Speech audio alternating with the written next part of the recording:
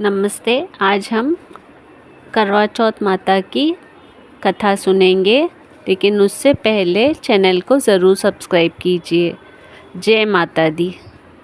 जय हो करवा चौथ माता। तो देखिए, करवा चौथ की कथा सुनने के लिए हम एक लोटा जल ले लेंगे, अपने सीधे हाथ में थोड़े गेहूं के दाने ले लेंगे।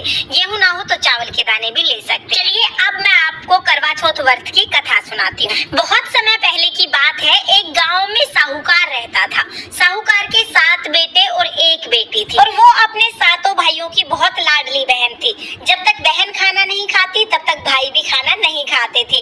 रोजाना भाई बहन के साथ ही खाना खाते थे।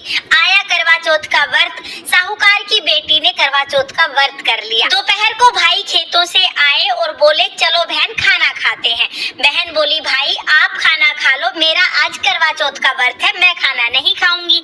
तो भाई बोले कि बहन तुम खाना कब खाओगी? वो बोली, मैं जब चांद निकलेगा तब खाना खाऊंगी। भाइयों को बड़ी चिंता हुई। उनको लगा कि जब तक चांद नहीं निकलेगा तब तक हमारी बहन ऐसे ही भूखी रहेगी। तो भाई अपनी बहन से बोले कि बहन अगर अभी चांद निकल जाएगा तो क्या तुम अभी खाना खा लोगी? साहूकार की बेटी बोली, हाँ भाई, अगर अभी चांद निकल जाएगा तो मैं अभी खाना खा लूंगी। अब सातों भाइयों ने सलाह मिलाई, योजना बनाई। कोई जाके पूला लेके आया, कोई छलनी लेके आया, कोई कपड़ा लेके आया, कोई तेल लेके आया और गांव से दूर जाके एक ऊंचे से पेड़ के ऊपर चढ़ के आग जला के उसके आगे छलनी लगा दी। एक भाई घर पे भागा भागा आया, बहन देख चांद निकल आया। साहूकार की बेटी ने ऊपर जाके छत पे देखा तो सच में चांद जैसा दिखाई दिया। वो नीचे आई और अपनी भाभियों को बोली, भाभी चांद निकल आया, चलो अर्घ दे देते हैं। उसकी भाभी बोली, ये आपके नाम का चांद निकला है, हमारा चांद नहीं निकला है। साहूकार की बेटी ने जाकर छत पर अर्घ दे दिया और अपने भाइयों के साथ खाना खाने बैठ गई। पहला टुकड़ा तोड़ा तो उसमें बाल आ गया, दूसरा टुकड़ा तोड़ा तो छींक आ गई, तीसरा टुकड़ा तोड़ा ही था कि राजा के घर से बुलावा आ गया। दूत ने आके बताया कि राजा की तबीयत बहुत ज्यादा खराब है, अभी बुलाया है। साहूकारनी ने संदूक खोली तो सबसे ऊपर सफेद रंग की साड़ी मिली। अब सफेद रंग की साड़ी ही बेटी को पहना और चलते टाइम साहूकारनी ने अपनी बेटी को एक सोने का टका देके कहा, बेटी रास्ते में सबके पैर छूते हुए जाना, जो भी तुम्हें सदा सुहागन रहने का आशीर्वाद दे दे, ये सोने का टका उसी को दे देना। साहूकार की बेटी अपने घर से चल दी। रास्ते में जो मिले सबके पैर छुए, लेकिन किसी ने भी सदा सुहागन रहने का आशीर्वाद नहीं दिया। वो अपनी ससुराल पहुंची तो दूर से ही देखा कि घर के सामने बहुत भीड़ लगी हुई है। उसके पति की मृत्यु हो गई है और सब लोग इकट्ठा हुए हैं। वो जब घर के बाहर पहुंची तो वहां पर एक लड़की खड़ी हुई थी। छोटी सी लड़की के पैर छूते ही वो लड़की बोली, सदा सुहागन रहो। ये सुनते ही साहूकार की बेटी ने सोने का टका उस लड़की के हाथ में दिया और उसके पैर पकड़ लिए। लड़की बोली, मेरे पैर छोड़ो, तो उसने पैर नहीं छोड़े। लड़की बोली, हे 7 भाइयों की बहन, पैर छोड़, दिन में चांद उगावनी पैर छोड़, व्रत तोड़नी पैर छोड़। साहूकार की बेटी ने पैर नहीं छोड़े। साहूकार की बेटी बोली, हे करवा चौथ माता, मैंने आपको पहचान लिया है, आप ही ने मेरा सुहाग लिया है, आप ही सुहाग वापिस देंगी। जो कुछ भी हुआ गलती से हुआ, मैंने जानबूझ के कुछ नहीं किया। आगे से मैं पूरा विधि पूर्वक करवा चौथ का व्रत करूंगी और कभी भी व्रत नहीं तोड़ूंगी।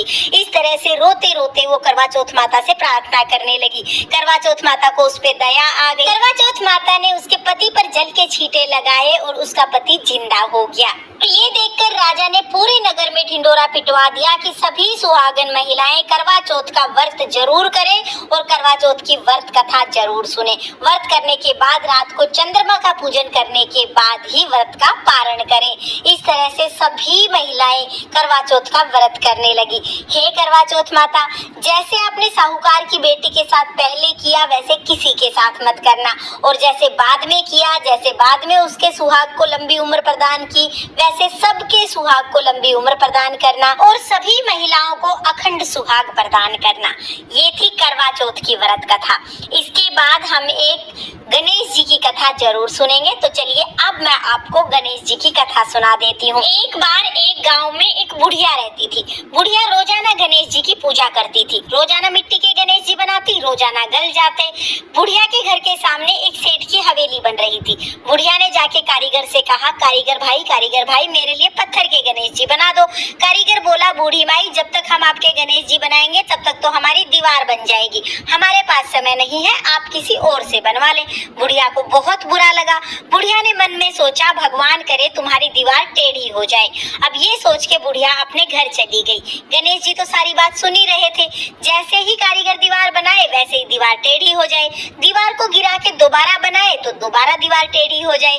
इसी तरह दीवार को बनाते गिराते सुबह से शाम हो गई। शाम को सेठ जी घर आए। सेठ जी ने पूछा आज कोई काम नहीं किया है? तो कारीगर बोले सेठ जी काम तो बहुत कर रहे हैं, लेकिन जैसे ही दीवार बनाते हैं वैसे ही टेढ़ी हो जाती है, दोबारा बनाते हैं तो दोबारा फिर से टेढ़ी हो जाती है। इसके बाद कारीगर ने बुढ़िया के आने की सारी बात सेठ जी को बताई। सेठ जी ने कहा मुझे बूढ़ी माई के पास लेके चलो। कारीगर सेठ जी को बूढ़ी माई के पास ले गए। बूढ़ी माई के पास जाके सेठ जी ने हाथ जोड़ के कहा हे बूढ़ी माई, हम आपके पत्थर के नहीं सोने के गणेश जी बनवा देंगे, आप हमारी दीवार सीधी करा दो। अब गणेश जी तो सारी बात सुन ही रहे थे।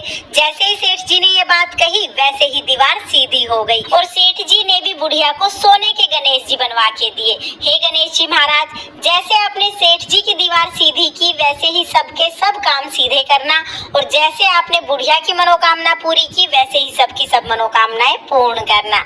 ये थी गणेश जी की कथा। चैनल को सब्सक्राइब करना ना भूलें। गणेश जी और करवा चौथ माता की कृपा आप सब पे बनी रहे। जय माता दी। श्री गणेशाय नमः।